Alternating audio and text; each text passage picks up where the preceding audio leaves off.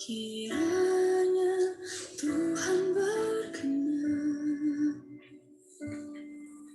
memberkati rumah keluargaku. Apa yang telah Tuhan berkati, diberkatilah untuk selamanya.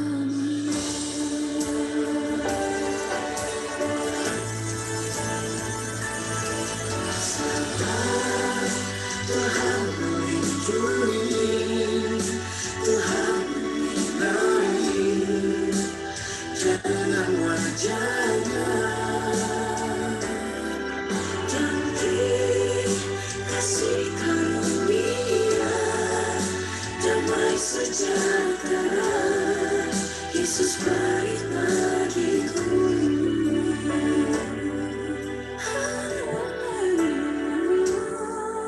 Kiranya Tuhan berkenan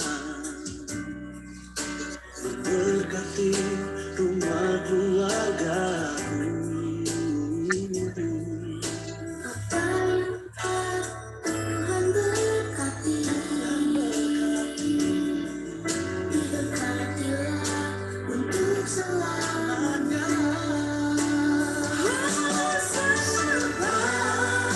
Tuhan melindungi, Tuhan menyinari dengan wajah-Nya,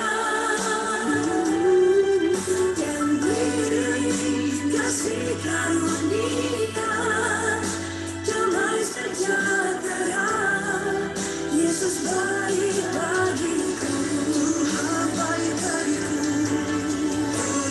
Tuhan baik untuk selamanya. Berkat-Nya melimpah seumur hidup. Berkat-Nya melimpah seumur hidup kita.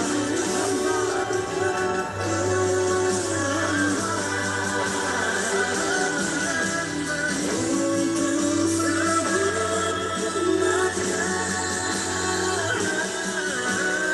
Berkat-Nya melimpah seumur hidupku.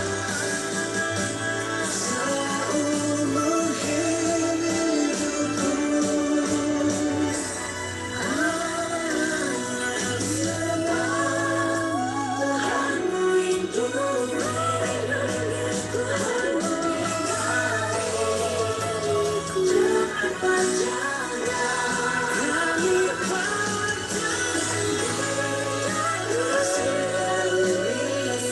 kami kasih Tuhan sejahtera. Yesus baik bagiku.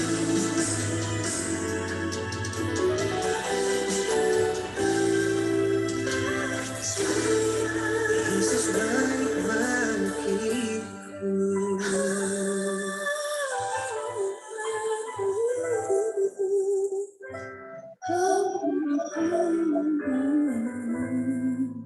Yesus baik bagiku.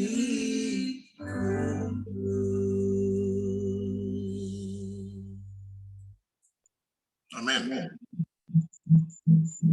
Amin. Terima kasih atas lagunya, Lloyd. Nah, kesempatan yang indah ini untuk pendeta. Kami persilakan pendeta, perkenalkan pendeta dan keluarga.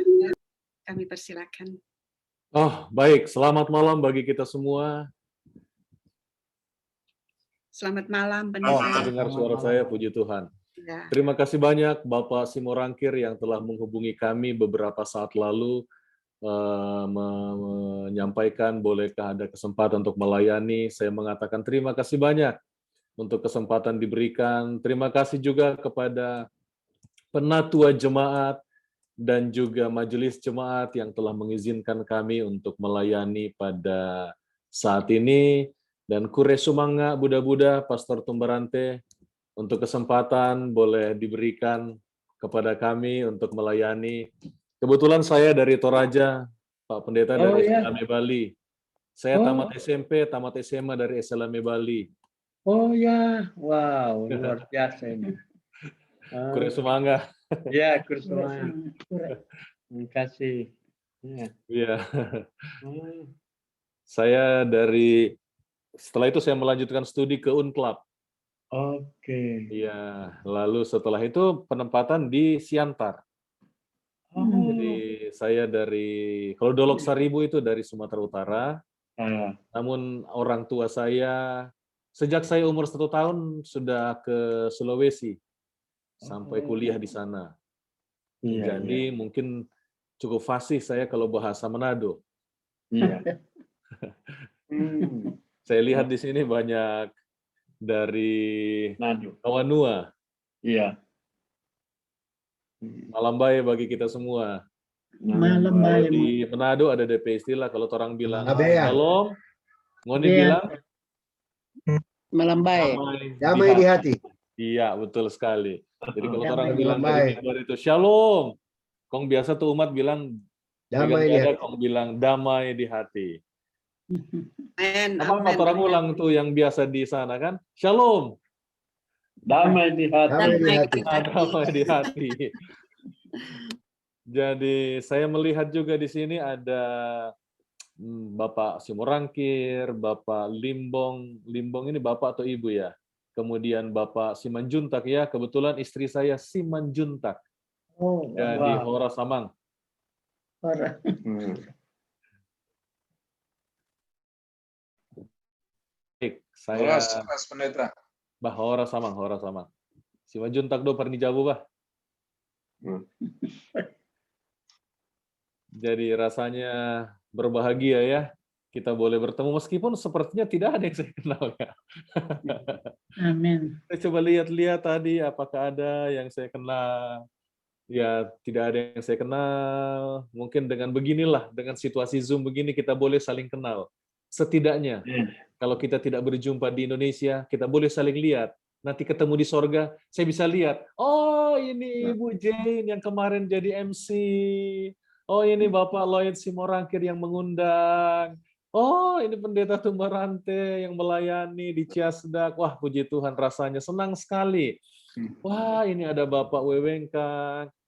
Kita boleh bertemu lagi setidaknya kalau tidak di dunia di sorga. Ini senangnya kita kadang-kala di tengah Zoom begini ya. Di tengah pandemi kita boleh lihat saudara kita. Kebetulan saya bisa lihat dari mana-mana, dari Belanda, dari Amerika, dari mana-mana kita bisa melihat saudara-saudara kita yang tidak pernah kita lihat sebelumnya. Siapa tahu kita tidak berjumpa di dunia ini, setidaknya di sorga nanti. Orang sobaku kenal. Amin. Oh ini kote Bapak Gustaf Dodi, puji Tuhan, kita boleh berkudapan nanti di sorga tentunya. Karena kita belum pernah, saya belum pernah ke US kan, nanti siapa tahu enggak ke US sampai Yesus datang, ya paling tidak sampai di sorga, orang berkudapan, no? Amin. Sorry, bahasa Manado masih ngerti ya? Oh, ngerti semua. Oh begitu, Dang? Mengerti, Bajojo, Jono. Oh Namanya begitu, Dang? lain. orang Manado. Aturjo, kalau begitu, aturjo. Jadi, saya sudah menikah, tadi istri Christina Simanjuntak, kami dikaruniai 2 orang anak, satu Kevin Dolok Saribu kelas 5 SD, satunya adalah Kesia Dolok Saribu umur 5 tahun. Masih kecil-kecil kasihan. Kami melayani di Jemaat Gandaria Kebayoran. Mungkin saudara pernah ke gereja atau pernah dengar nama itu di Jakarta. Gereja Gandaria. Bayoran. Kebayoran, ya betul. Kebayoran. Jadi salam hormat dari jemaat untuk umat Tuhan di Colorado, dan saya akan sampaikan juga kalau ada saudara mau titip salam juga untuk umat Tuhan di Kebayoran, Ya. kita sampaikan. Puji Tuhan. Terima kasih banyak. Nanti orang sampaikan kepada umat Tuhan yang ada di Kebayoran. Baik, pada malam hari ini saya akan membawakan satu pelajaran dengan topik yang sudah ada di slide yang sudah dibagi, flyer yang sudah dibagikan. Baik, ini flyer yang dibagikan ya. Terima kasih banyak. Saya bertanya kepada Bapak Simorangkir, khotbah dalam bahasa Inggris atau bahasa Indonesia? Oh, bahasa Indonesia, Pastor. Oke, baiklah. Saya lihat di sini, rupanya harus bahasa Manado, Kote. Manado aja juga halak kita kan tentunya kita gunakan bahasa Indonesia supaya semua bisa mengerti. Baik, pelajaran kita mengenai satu topik yang saya ambil, satu lagi kekuranganmu. Kita tahu semua kisah ini, bukan? Kita tahu semua cerita ini. Kita tahu semua kisah di mana Yesus orang muda kaya ini bertemu dengan Yesus. Nah, ada satu cerita di satu panti jompo, ada seorang kakek bernama John. Maaf kalau ada nama John, kalau saya panggilannya John karena Yohanes, dan nenek bernama Miranda. Dorang dua ini kasihan so duda deng janda. Kong dorong pe anak-anak taruh dorang di panti jompo.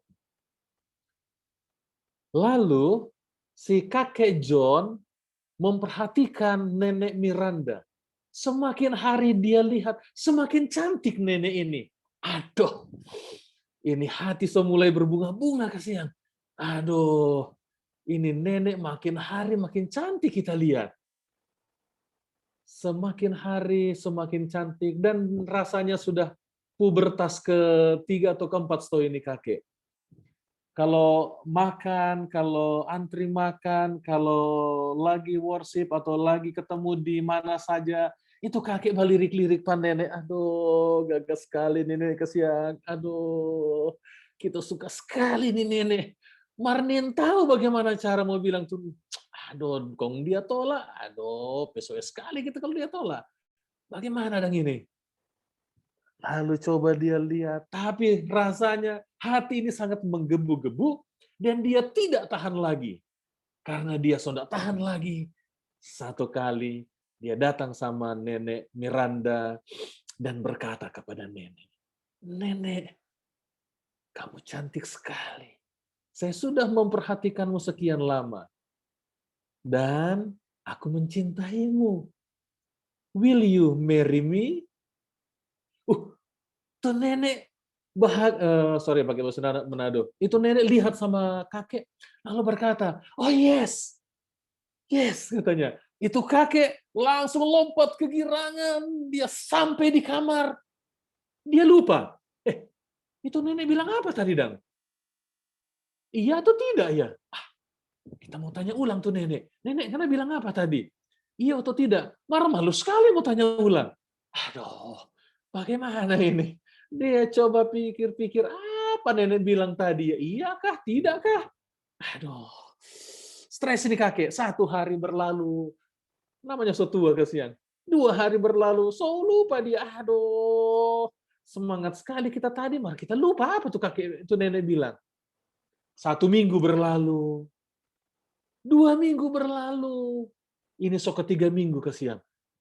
Ini kakek so bingung dia, ini nenek bilang apa, iyakah, tidakkah? Saya harus beranikan diri. Kita ulang tuh nenek. Kita ada bilang 3 minggu lalu nenek, bahwa kita suka pangana, dan saya mengajak, will you marry me? Lalu pangana bilang apa? Saya mau bilang begitu. Oke, dia beranikan hati, dia beranikan mentalnya, kong dia datangi ulang tuh nenek. Halo nenek Miranda, hai kakek John, gimana kabar? Nenek, setelah ngobrol basa-basi, kong dia bilang, ngana tahu 3 minggu lalu kita ada bertanya pangana. Kita bilang kita suka pangana, kemudian maukah engkau menikah denganku? Mari kita lupa.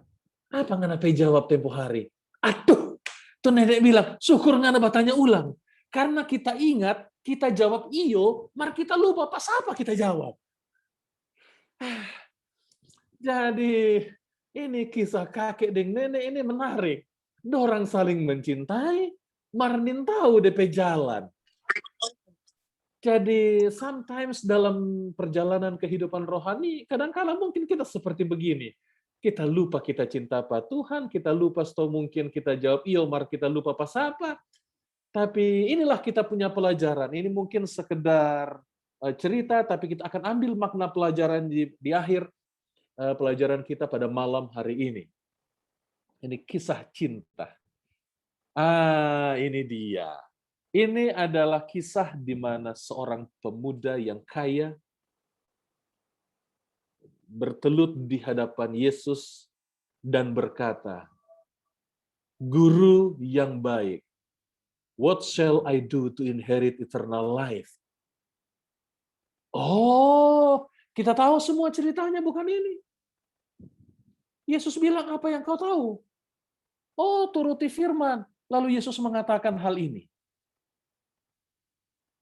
Jika engkau mau masuk sorga, turuti perintah. Lalu orang muda ini firman yang mana? Perintah yang mana? Kisah ini terdapat di Matius 19, Markus 10, Lukas 18. Saya tidak tahu berapa menit waktu saya. Tapi begini JDP ini, kalau Talia semulai amin, amin, mama nganto, berarti sewaktunya amin. Maka kalau kita lihat masih bahagia, berarti terus Jo. Jadi, kalau mau masuk sorga, kamu harus turuti perintah Tuhan, firman Tuhan kamu harus turuti.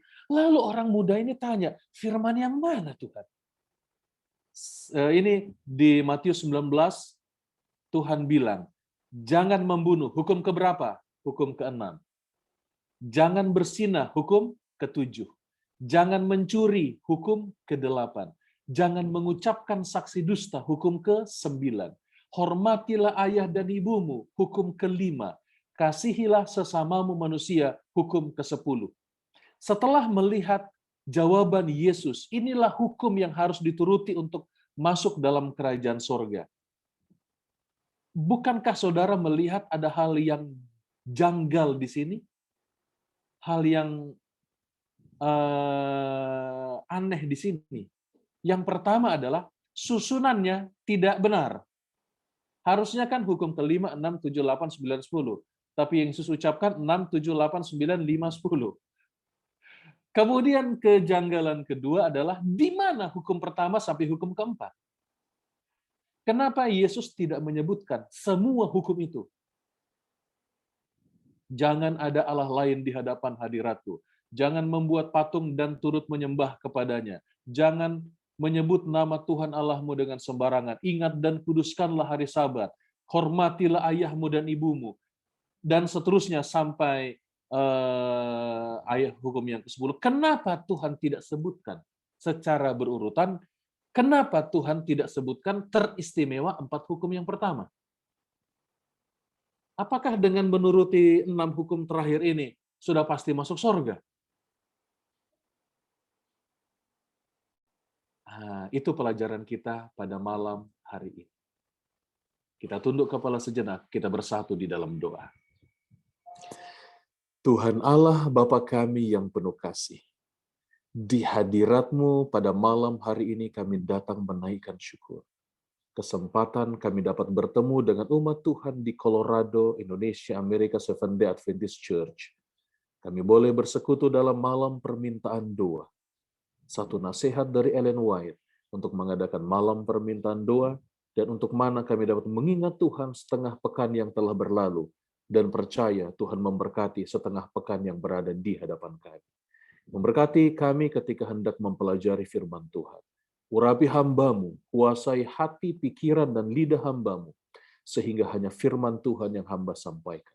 Di dalam nama Yesus kami berdoa. Amin. Baik, kita kembali kepada kita punya topik tadi. Kenapa hanya 6 hukum yang terakhir?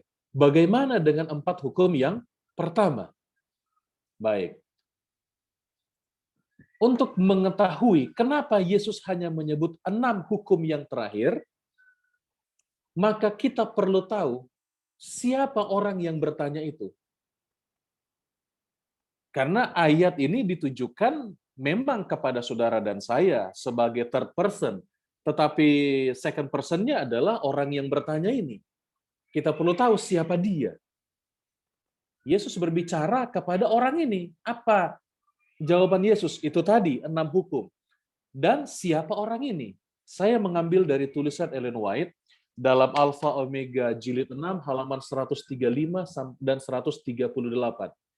Orang yang bertanya sama Yesus ini adalah orang muda, 1. Orang yang sangat kaya, 2. Bukan kaya, sangat kaya, 3. Seorang penghulu agama Yahudi. Dia pemuka agama Yahudi.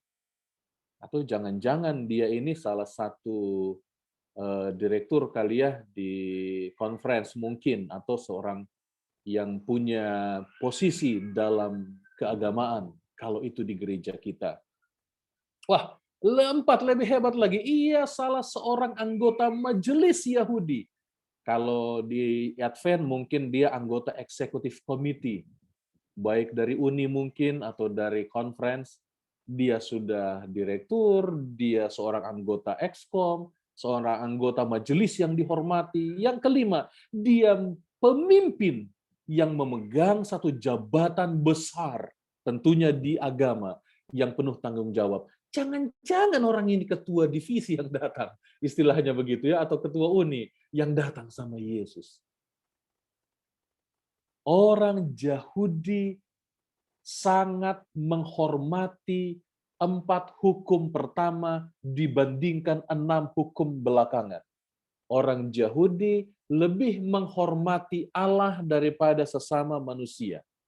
Banyak ayat di dalam Alkitab di mana Yesus menegur mereka mengenai sikap mereka dalam memilah-milah hukum Allah dan memilah-milah kasih Allah. Hukum mana yang terutama? Kasihilah sesamamu, kasihi Tuhan Allahmu dengan segenap hatimu, jiwamu. Dan hukum yang kedua yang sama dengan itu.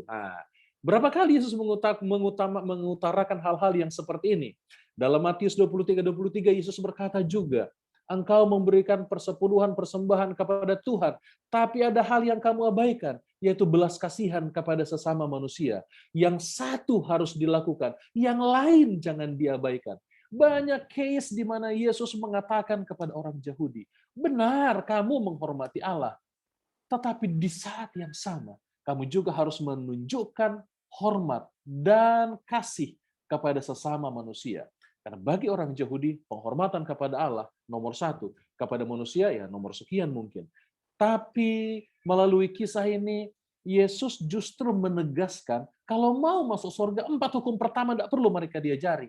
Mereka so jago di situ. DP bahasa Manado so jabs dorang di situ. Tapi mengenai 6 hukum yang terakhir, mereka ini tidak terlalu menganggap hal yang penting.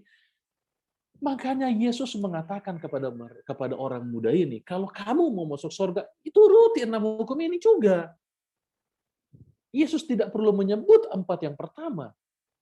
Karena mereka sudah menurut dengan sangat-sangat serius. Bayangkan kalau baca Misna itu kan, bahkan kalau ada kancing baju yang lepas atau DP istilah di sini selampe, tahu selampe ya, apa sapu tangan, kalau keringatan dorong nggak bisa ambil kong balap kan, dorong kurang begini, so taruh selampe di sini, atau nggak bisa petik buah hari Sabat, mungut buah dan sejenisnya. Itu ada 600-an aturan seperti begitu, dorong so buat itu pokoknya hari Sabat, hari kudus untuk Tuhan itu benar-benar, bahkan yang tidak ada dorong tambah. Tapi Yesus mengatakan 6 hukum yang terakhir kamu turuti, kamu masuk surga. Lalu apa jawaban orang muda itu? Tuhan, sejak masa mudaku, semua kuturuti. Sejak masa kecil sudah kuturuti. Semuanya, Tuhan. Saudara baca komentar Ellen White mengenai hal ini.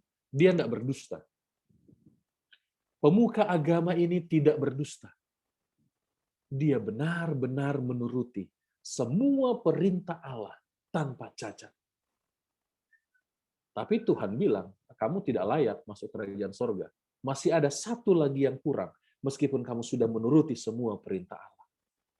Dia seorang pelaku firman yang sejati. Baginya tidak ada kecacatan dalam menuruti perintah Tuhan. 10 perintah Allah, dia turuti tanpa cacat. Dia turuti dari hukum pertama sampai hukum ke-10, tidak ada yang miss. Semua dia turuti. Tapi Tuhan bilang, engkau tidak layak masuk dalam kerajaan sorga. Masih ada hal yang kurang daripadamu. Saudara, kalau kita tidak mencuri, karena hukum Allah mengatakan jangan mencuri. So what the difference between us and the Jews? Kalau saudara dan saya tidak membunuh, karena 10 hukum mengatakan jangan membunuh. Lalu apa bedanya saya dengan orang Yahudi yang ditolak oleh Yesus? Jikalau saya menghormati orang tua, karena Alkitab mengatakan dalam hukum yang kelima, hormatilah ayahmu dan ibumu. Lalu apa bedanya saya dengan orang Yahudi yang ditolak oleh Yesus? Kalau saya tidak bersinah, karena hukum berkata jangan bersinah. So what the difference between me and the Jews? Sama saja, bukan? Atau kita mau bikin kalau hari Sabat karena kita orang Advent. Kalau saudara dan saya datang ke gereja pada hari Sabat, karena saudara dan saya menuruti hukum keempat. Kenapa? Pendeta Yohanes Anda ke gereja hari Sabat. Oh, karena hukum keempat mengatakan ingat dan kuduskanlah hari Sabat. Makanya saya datang ke gereja hari Sabat. Bukan ingat dan kuduskanlah hari Minggu. So what the difference between us and the Jews? Kalau alasan kita datang ke gereja karena ingat dan kuduskanlah hari Sabat, lalu apa bedanya kita dengan orang Yahudi yang ditolak Yesus? Kan sama saja. Jadi malam hari ini, kita akan mempelajari satu hal. Alasan kenapa bahkan dalam menurut kepada hukum Allah pun, kita sedang melanggar perintah Allah. Bahkan dengan menuruti hukum Allah dengan sempurna pun, kita sedang menyakiti hati Allah. Bahkan dengan ke gereja pada hari Sabat pun, karena ingat dan kuduskanlah hari Sabat, yang memotivasi kita untuk pergi ke gereja, kita sedang membuat Tuhan disakiti. Dan akhirnya Tuhan berkata, engkau tidak layak bagiku. Jadi malam hari ini, kita akan mencoba mempelajari sebahagian dari firman Tuhan untuk melihat apa yang kurang dari orang kaya ini, pemuka agama ini, sehingga ada yang bisa kita pelajari pada malam hari ini. Matius 5 ayat 20 berkata, maka aku berkata kepadamu, jika hidup keagamaanmu tidak lebih benar daripada hidup keagamaan ahli-ahli Taurat dan orang-orang Farisi, sesungguhnya kamu tidak akan masuk ke dalam kerajaan sorga. Tuhan tidak bilang, hidup keagamaan ahli Taurat dan pemuka agama tadi yang datang itu tidak benar. Benar. Cuman itu tidak layak untuk masuk surga. Harus exceed the righteousness of the scribes and Pharisees. Harus melebihi. Kalau tidak melebihi, masa mana lah itu bisa masuk. Jadi hidup keagamaan harus melebihi hidup keagamaan dari orang-orang ini. Kalau mau dibilang, mana lebih menurut hukum, saya atau orang Yahudi? Ya orang Yahudi lebih menurut hukum dari saya. Karena mereka benar-benar menurut hukum dengan sangat-sangat letterlek. Sedangkan saya menurut hukum bolong-bolong. Tapi Tuhan bilang, kalau hidup keagamaanmu tidak lebih benar dari hidup keagamaan ahli Taurat, maka engkau tidak layak bagiku. Orang Yahudi, kita kembali kepada slide yang sebelumnya. Lalu kita sampai ke sini. Saya mau tanya, orang Yahudi memberi nggak? Ini contoh aja. Memberi ke orang kaya ini memberi nggak kepada orang miskin? Oh iya, dia memberi kepada orang miskin. Bagaimana cara orang Yahudi memberi kepada orang miskin? Dia pergi ke pasar-pasar, dia naik ke panggung, lalu dia summon orang-orang miskin, fakir miskin, orang-orang terlantar, lalu begini dorang di bawah. Dia sering kan koin. Oh, terima kasih. Di depan banyak orang dia melakukan ini.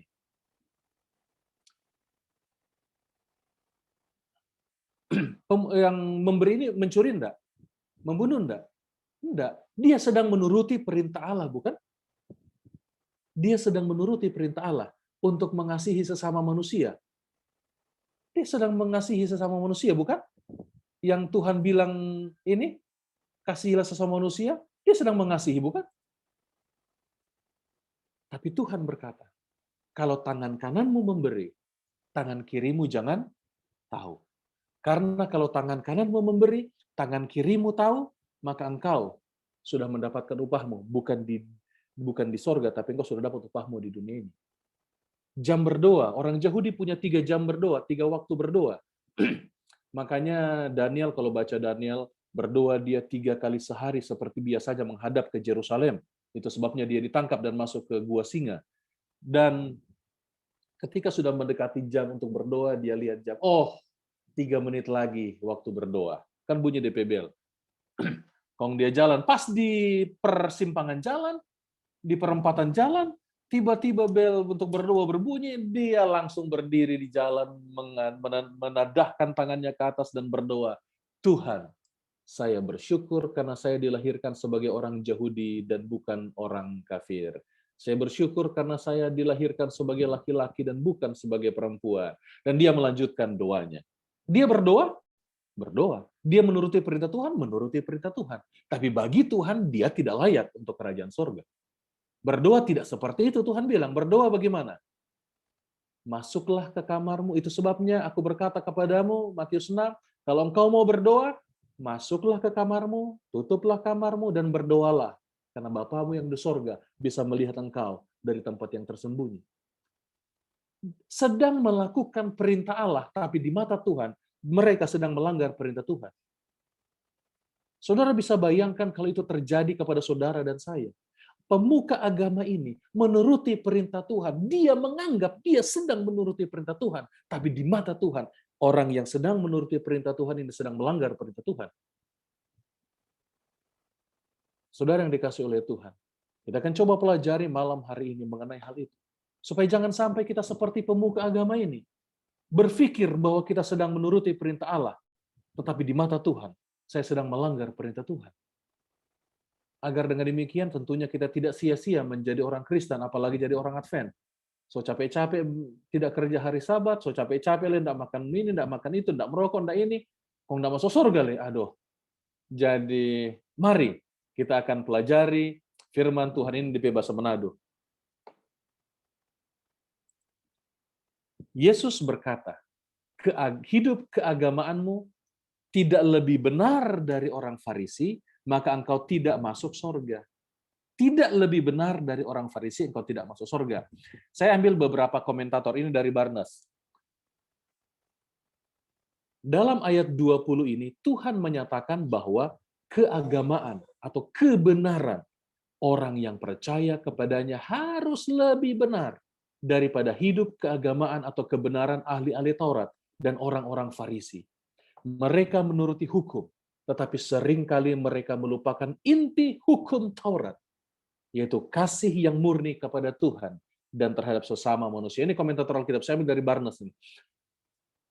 Kalau orang Farisi, mereka menuruti hukum Allah, tapi mereka melupakan inti, the core of the law, yaitu kasih yang murni kepada Tuhan. Jadi ketika kita menuruti hukum pertama sampai hukum keempat, maka dasarnya adalah kasih. Ketika kita menuruti hukum ke-6 sampai ke-10, dasarnya adalah kasih. Itu kata komentator dari Barnes yang non-Advent, saya bilang begitulah. Lalu apa komentar Ellen White mengenai hal ini? Alpha Omega jilid 6 halaman 137. Ellen White bilang begini. Jika engkau hendak menjadi sempurna, pergilah, jualah apa yang ada padamu, dan berikanlah itu kepada orang miskin.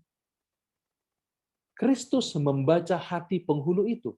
Apa maksudnya berikanlah kepada orang miskin? Apa dia nggak pernah memberi kepada orang miskin sebelumnya? Wah, dia sering memberi. Tapi di hadapan Tuhan, itu tidak ada sama sekali yang dia buat. Karena tangan kanan memberi, tangan kiri tahu, jangankan tangan kiri, kaki kiri dan kaki kanan dia tahu kalau dia memberi. Jadi bukan hanya tangan kanan, semua kaki tahu, semua tangan tahu. Kristus membaca hati penghulu itu. Hanya satu perkara yang kurang padanya, Ellen White bilang. Tetapi hal itu yang kurang padanya itu adalah prinsip dalam penurutan hukum. Itu prinsip yang penting sekali. Apa itu? Ia memerlukan kasih Allah dalam jiwanya. Kalau tidak dipenuhi, kekurangan ini akan terbukti mendatangkan bahaya baginya. Semua sifatnya akan menjadi rusak. Sifat baiknya menjadi rusak kalau tidak didasari oleh kasih. Ya, saya memberi kepada orang miskin. Seperti orang Farisi tadi suka memberi kepada orang miskin. Pertanyaannya, saya memberi karena saya mengasihi dia? Atau saya memberi karena mau pamer? Di hadapan Tuhan, bukan apa yang saudara lakukan. Di hadapan Tuhan, motif dibalik kenapa saudara melakukannya. Itu sebabnya Tuhan membawa segala perkara ke pengadilan, kata Pengkhotbah 12 ayat 13. Baik yang berlaku, entah itu baik, entah itu jahat. Bayangkan saudara, di pengadilan dunia, hanya perbuatan jahat yang diadili. Tapi di hadapan Tuhan, perbuatan baik kita pun diadili. Karena orang ini yang ditolak oleh Yesus ini, dia melakukan semua perbuatan baik lebih baik daripada saudara dan saya. Bayangkan, tidak cacat dia punya ini. Sempurna dia punya penurutan, tapi di hadapan Tuhan, dia gagal dalam menuruti perintah Tuhan. Saya bisa mengasihi, saya bisa memberi tanpa mengasihi, tapi saya tidak bisa mengasihi tanpa memberi. Ada satu prinsip yang tidak dipunyai oleh pemuka agama ini, yaitu kasih Tuhan di dalam hatinya. Saya ambil dari buku Sekolah Sabat. Ini tentang kasih, pelajaran tentang kematian Yesus. Hukum Kristus didorong oleh rahmat. Jikalau bukan karena pengorbanan kematiannya, tidak ada alasan bagi kita untuk memelihara hukum Allah. Kalau bukan karena kematian Yesus di kayu salib, kasihnya kepada kita, maka tidak ada alasan bagi kita untuk memelihara hukum Allah. Loh, kalau begitu, karena Allah mengasihi kita lah, makanya kita mengasihi Allah. Kan begitu, supaya tidak cinta bertepuk sebelah tangan. Allah mengasihi kita dengan cara bagaimana? Roma 5 ayat 8. Bahkan setelah kita masih berdosa, tapi Allah sudah mengutus anaknya untuk mati bagi kita. Sekarang menjadi pertanyaan, maukah kita membalas kasih Allah? Kalau ya, Yesus berkata, kalau kamu mengasihi aku, Yohanes 14 ayat 15, turutilah segala perintahku. Jadi kenapa kita menurut? Karena Allah terlebih dahulu mengasihi kita. Itu sebabnya aku membalas kasih Allah. Dengan membalas kasih Allah, maka kita menurut kepada Allah. Jadi yang berikut, banyak orang yang sudah mengetahui isi hukum Allah, tetapi tidak tahu bagaimana memeliharanya. Benar dia lakukan, tapi di hadapan Tuhan itu tidak hukum Allah. Hukum bukanlah satu daftar tentang seberapa dekat kita dengan sorga. Melainkan ini adalah alat untuk mengungkapkan berbagai prinsip kasih. Saya mengasihi Tuhan, karena Tuhan terlebih dahulu mengasihi saya. Dan kenapa saya menurut? Ya karena saya kasih sama Tuhan. Jadi, kenapa saudara dan saya datang ke gereja hari Sabat? Karena saya dan saudara mengasihi Tuhan. Apakah ada alasan lain? Banyak orang punya alasan datang ke gereja. Ada alasan orang datang ke gereja bukan karena Jesus, tapi karena ses. Ada yang dia suka sama dia, ada cewek dia suka, aduh. Jadi dia datang tepat waktu, dia aktif di gereja. Bukan karena dia mengasihi Tuhan, karena dia mengasihi cewek. Atau mungkin dia mau pamer baju baru. Atau mungkin ada alasan lain. Dia menurut hukum Allah, iya. Kalau ditanya orang, kenapa engkau datang ke gereja? Oh, Alkitab mengatakan, ingat dan kuduskanlah hari Sabat. Bahkan berdebat ketika orang mengatakan, ini hari Minggu, sudah dirubah. Oh enggak, ini hari Sabat. Padahal dia sendiri pun datang ke gereja. Bukan karena Jesus, tapi karena ses. Jadi, bagaimana ini? Itu sebabnya Tuhan berkata, kasihmu adalah landasanmu mengasihi, menuruti segala perintahku. Baik, seringkali, kata orang Advent, makanya saya lebih banyak ini bahasnya ya. Seringkali kita lebih mempersiapkan pakaian kita, sepatu kita, makanan kita, mobil kita untuk hari Sabat karena hari persiapan. namun kita lupa mempersiapkan hati kita. Mempersiapkan kasih kita kepada Allah yang melandasi. Kenapa saudara dan saya ada di gereja setiap hari Sabat? Di beberapa jemaat. Boleh dibilang di semua jemaat yang saya pernah layani. Cukup banyak, mungkin kalau di Amerika lama mungkin ya, tapi di sini kan 3 tahun pindah. Bahkan waktu saya gembala di Sumatera Utara itu sampai 6 gereja saya pegang. Jadi saya perhatikan di semua gereja yang saya layani, ini terjadi. Maksudnya gimana? Giliran siapa? Oh, grup Esther yang hari ini bawa potluck. Oh, sebelum khotbah, masih di pertengahan khotbah, dorang so turun. Dorang so turun, kong rapikan meja, siap makan. Jadi ketika we have this hope that amin. So selesaikan lagu ini, kong salam-salam turun, kong langsung makan. So ada tuh makanan. Loh, jadi bagaimana nih makanan bisa ada? Berarti setidaknya ada 10 orang yang tidak dengar khotbah. 10 orang jadi Marta, tidak jadi Maria. Jadi Marta, tidak jadi Maria. 10 orang ada di situ. Kita datang tidak tepat waktu ke gereja. Tapi terlambat kalau datang ke kantor. Tidak bisa dipungkiri. Hal-hal ini setidaknya adalah hal-hal yang biasa terjadi di gereja Advent. Di gereja mungkin 30 orang hadir ketika acara rumah tangga dimulai. Tapi ketika jam khotbah, itu gereja sampai luber, mungkin tak semer-semerles, sampai penuh. Kenapa? Karena orang datang, ya mungkin enggak tahu alasan apa, sehingga datang. Saya pernah coba survei, melawat, coba datang, kenapa datang setelah pas mau khotbah. Dia bilang, pendeta, sekolah Sabat so sering terang bahas di rumah. Sudah Jo, datang khotbah Jo, kata. Aduh. Dia datang hanya jam khotbah. Setelah khotbah makan pulang.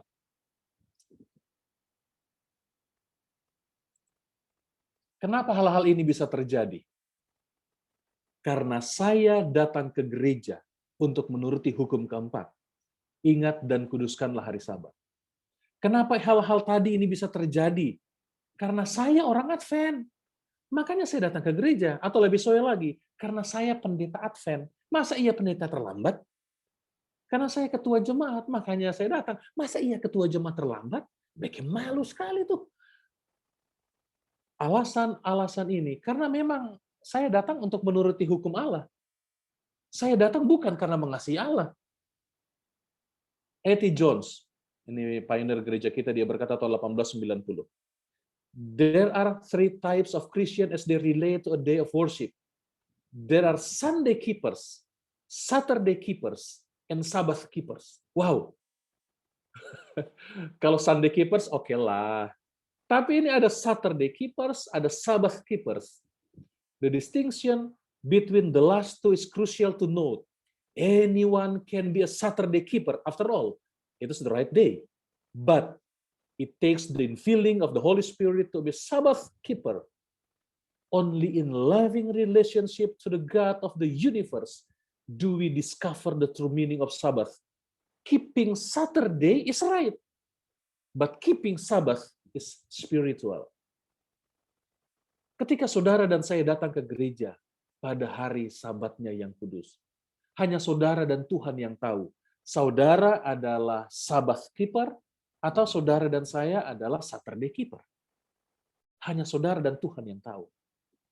Perbedaan dari kedua hal ini adalah adanya Roh Kudus di dalam hati saudara, adanya kasih kepada Tuhan, alam semesta di dalam hati saudara yang membuat saudara menjadi Sabat keeper.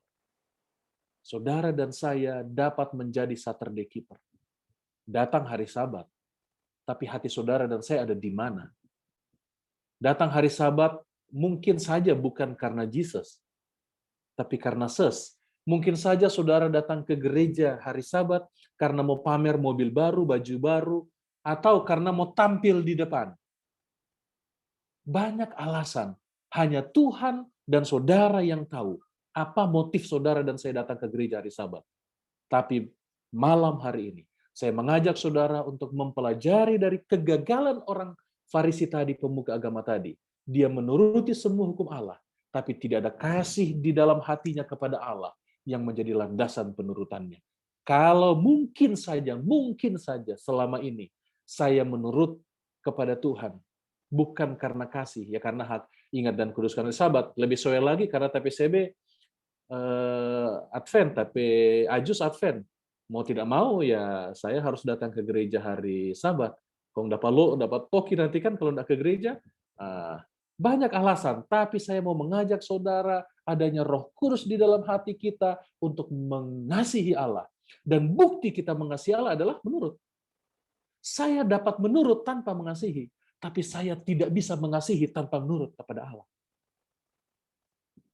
Ada satu ayat dalam Roma 13 ayat 10. Roma 13 ayat 10 ini dalam bahasa Indonesia terjemahan lama. Di dalam terjemahan baru tidak begini lagi bahasanya. Dalam bahasa Indonesia terjemahan lama bunyinya begini. Maka kasih itu tiada mengerjakan kejahatan atas sesama manusia. Oleh sebab itu, kasih itu menjadi jalan melakukan syariat Taurat itu. Ada dua hal di sini.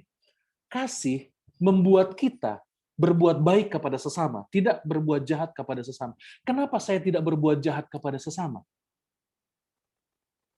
Karena saya mengasihi mereka. Yang kedua, kenapa saya menurut syariat Taurat? Kenapa saya menurut hukum Allah? Karena saya mengasihi. Dan kasih adalah sarana, jalan untuk mana saya menurut syariat Taurat itu.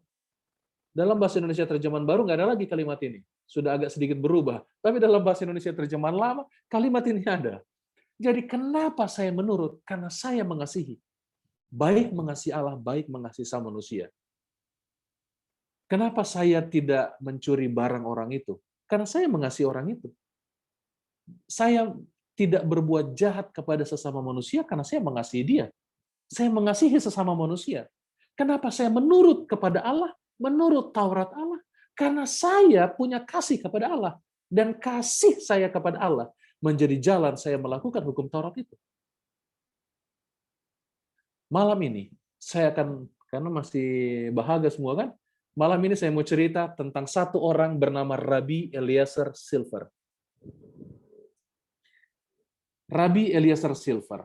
Ini adalah Rabai, dia kepala persekutuan Rabi di Amerika. Nah, setelah Perang Dunia Kedua, tahun 1945, Rabbi Eliezer ditugaskan dari Amerika ke Jerman. Untuk apa dia ditugaskan ke Jerman?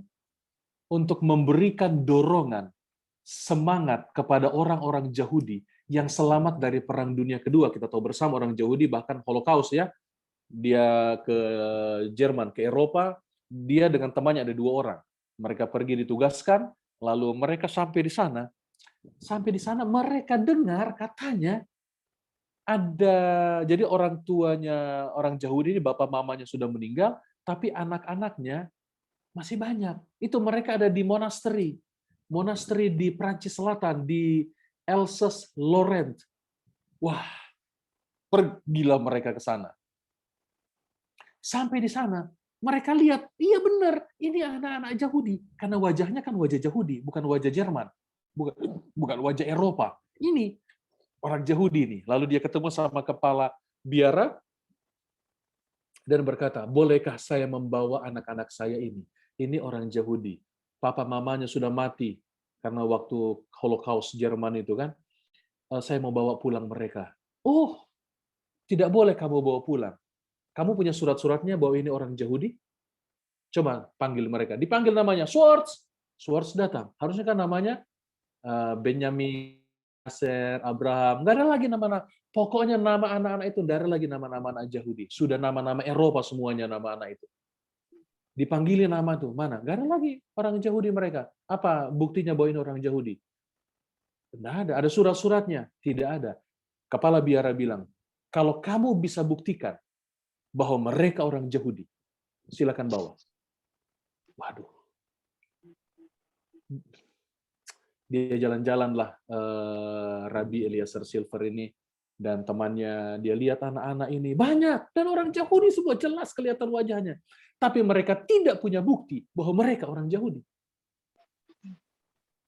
Sebelum pulang malam itu, ketika semua anak-anak sudah tidur, sudah mulai mau tidur di penampungan itu, di monasteri itu,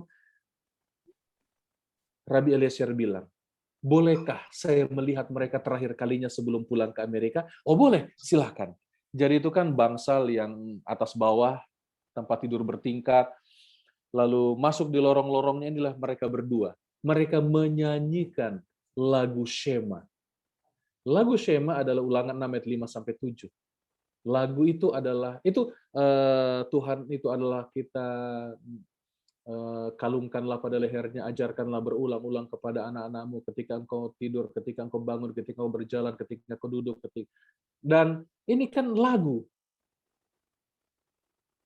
Shema itu dinyanyikan sama orang Yahudi sebagai lagu pengantar tidur untuk anak-anak. Mungkin mungkin kayak gitulah ya. Pokoknya itu lagu tidur deh. Lagu pengantar tidur untuk menina bobokan anak-anak mereka. Jadi ketika dua orang ini masuk, begitu mereka langkahkan kakinya di penampungan tempat mereka tidur, mereka nyanyi lagu itu. Nina bobo, oh Nina bobo. Kurang lebih begitu kalau di Indonesia. Lalu saudara tahu, semua anak-anak itu bangun, lalu mereka teringat mama mereka. Karena setiap malam, mama mereka menyanyikan lagu itu sebelum mereka tidur. Dan mereka bangun semuanya, dan sebahagian menangis berseru, mama, mama. Sebahagian lagi menyanyikan lagu itu dalam bahasa Yahudi. Dalam bahasa yang mereka dengar setiap malam dari mama mereka. Semua akhirnya seperti satu kor gereja yang besar. Ratusan anak Yahudi menyanyi bersama. Lelabi yang sudah biasa dinyanyikan, dinabobokan oleh mama mereka setiap malam. Kepala biara datang dan berkata, "Oke, Rabbi Eliezer Silver, Anda sudah buktikan bahwa mereka orang Yahudi. Silakan bawa." Silakan bawa mereka. Ketika saudara dan saya dihadapkan pada hal yang seperti begini, apa yang kita akan apa yang membuktikan kita bahwa kita pengikut Tuhan? Apa tandanya? Kalau mereka, Rabi langsung bilang, oh gampang, saya akan buktikan mereka. Dia nyanyi, langsung semua nyanyi. Karena itulah membuktikan bahwa mereka orang Yahudi. Apa buktinya saudara dan saya adalah umat Tuhan? Saudara menurut kepada perintah Tuhan, orang Farisi juga menurut. Jadi ada satu hal yang tidak mereka punya, yang kita punya. Yaitu kita mengasihi Allah sebagai dasar penurutan kita. Jadi mulai malam hari ini dan bahkan sampai Maranatha, mari kita wujudkan kasih kita kepada Tuhan melalui perbuatan kita. Bukan sebaliknya. Jadi ketika Sabat nanti, maka the only one reason kenapa saya datang ke gereja hari Sabat, hanyalah kasih Allah kepada saya yang telah terlebih dahulu mengasihi saya. Sehingga setiap hari kita menumbuh kembangkan kasih Allah ini. Kasih Allah ada di dalam hati kita. Dan saya bilang sama anggota saya, kalau saudara ketemu di bus, kalau di Jakarta, Transjakarta, di bus ketemu dengan orang duduk di samping, dan saudara tergerak untuk menginjil kepada orang di samping, doktrin mana yang saudara mau sampaikan?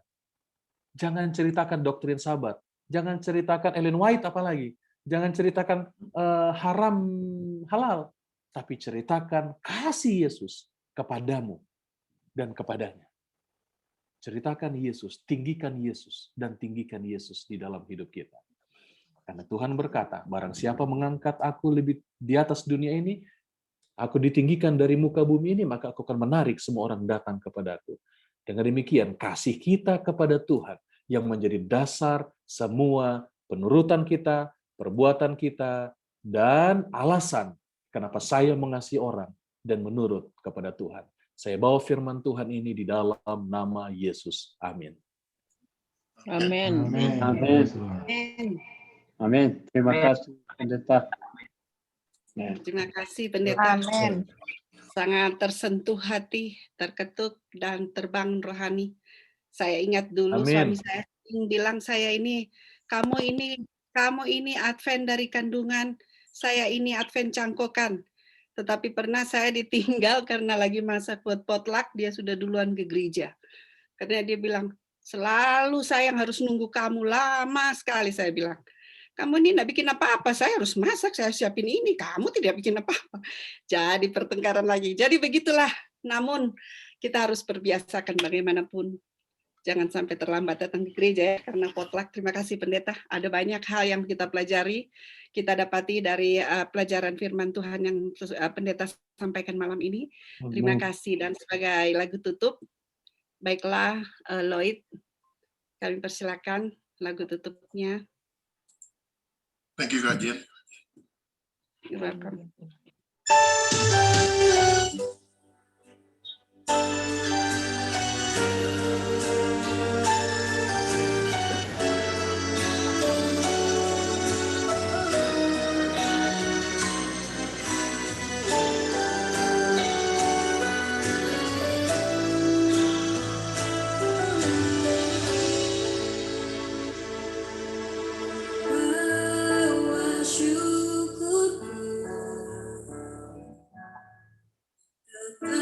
Tempatku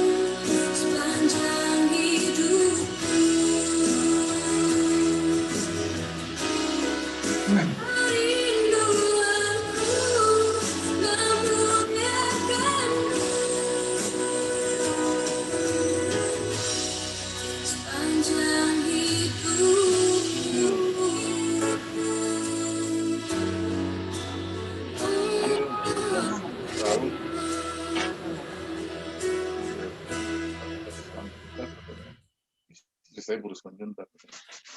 Oke. Selamat malam, Amin. Mama. Terima kasih Lloyd. Kami persilakan Pendeta Yohanes untuk doa tutup. Baik, kita bersatu di dalam doa. Tuhan Allah Bapa kami yang penuh kasih, di malam hari ini kami datang merendahkan hati kami. Berterima kasih untuk kebaikan Tuhan, penyertaan Tuhan, sepanjang setengah pekan yang telah berlalu. Dan kami dapat tiba pada malam permintaan doa, kami dapat menyembah Engkau di dalam roh dan kebenaran. Firman Tuhan yang kami dengarkan kiranya menjadi kekuatan bagi kami untuk percaya. Bahwa kasih membuat kami dapat menunjukkan kasih melalui pelayanan kami kepada Tuhan dan sesama manusia. Dan kiranya dengan pertolongan, bila mana juru selamat kami datang, kami didapati memiliki iman dan kasih kepada Yesus yang telah mati. Hamba-Mu berdoa khusus bagi umat Tuhan di Colorado, Indonesia, Amerika, Seventh Adventist Church. Memberkati mereka di dalam rumah tangga, memberkati di dalam mendidik anak-anak yang Tuhan percayakan, agar bila mana Yesus datang, kami semua dapat mempertanggungjawabkan anak-anak kami untuk masuk di dalam kerajaan surga. Engkau memberkati juga setiap rumah tangga dalam kebahagiaan surgawi dalam rumah tangga mereka. Setiap pribadi dalam pekerjaan dan usaha tangan. Dan memberkati juga yang sedang kuliah ataupun sedang sekolah dan menuntut ilmu. Memberkati khususnya hamba Tuhan Pendeta Tumbarante dalam pelayanan di jemaat ini. Memberkati dalam dedikasi bagi Tuhan dan pekerjaan-Mu. Memberkati dalam rumah tangga dan memberkati semua keturunan yang Tuhan telah percayakan baginya. Engkau memberkati tua-tua jemaat, Engkau memberkati majelis jemaat, agar dapat menggembalakan jemaat Tuhan ini dan mempersiapkannya bila mana Yesus datang. Bapa, jikalau ada dosa pelanggaran kami dalam ibadah kami malam hari ini, terlebih dahulu ampuni kami ya Tuhan, agar rangkaian ibadah kami seperti persembahan Habel, lurus ke hadapan Tuhan, menjadi keharuman kepujian hanya bagi nama Tuhan saja. Berkenanlah Engkau ya Bapa menjawab seru doa kami. Hamba-Mu persembahkan doa ini di dalam nama Yesus, Tuhan dan Juru Selamat kami. Amin. Amin.